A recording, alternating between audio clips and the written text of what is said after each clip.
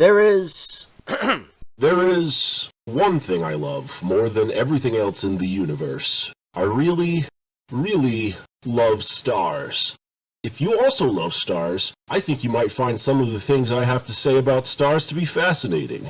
It would make my day, get it, if we could talk about stars together in the comments.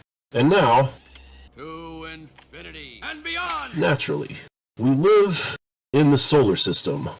It's called the solar system because it is Sol's system. Whose Sol? Sol was one of many different names for the nearest star to Earth. The Sun! Just look at it. Isn't it lovely? The Sun is a G-type main sequence star commonly called a yellow dwarf. I mean, throughout all of recorded history, humans have anthropomorphized celestial objects. I guess we really want a friend or something. So the Sun is a dwarf star.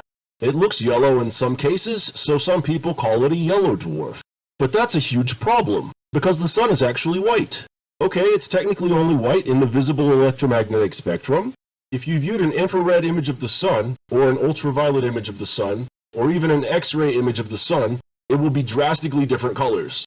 But human eyes naturally don't see those wavelengths of light. Human eyes by themselves only see visible light. That's why it's called visible light. Human eyes can't see infrared light or ultraviolet light or X-rays.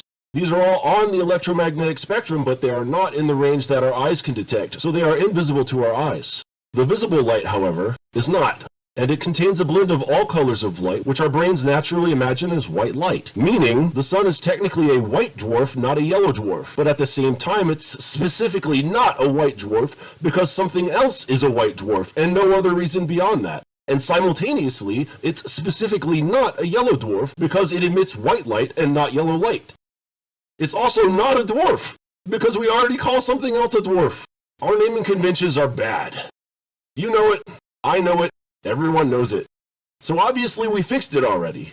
Not to say it won't be changed tomorrow, but in today's astrophysics community, the Sun is a G-type main sequence star, specifically a GV.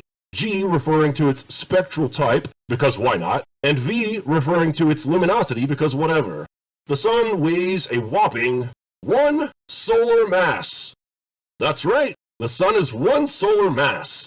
We built a unit of measurement for stars based on the specifications of our Sun, which is 1 sun's worth of mass, or simply 1 solar mass.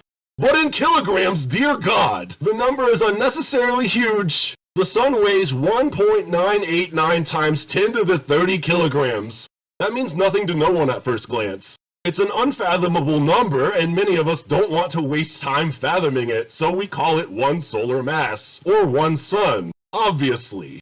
To put this weight into perspective, a teaspoon of the Sun's mass weighs 740 grams, or a little over 1.5 pounds. To put that into perspective, a teaspoon of the dirt we stand on weighs approximately 1 gram. In fact, the Sun is 332,946 times more massive than Earth, and that's a normal star. Well, normal GP star anyway.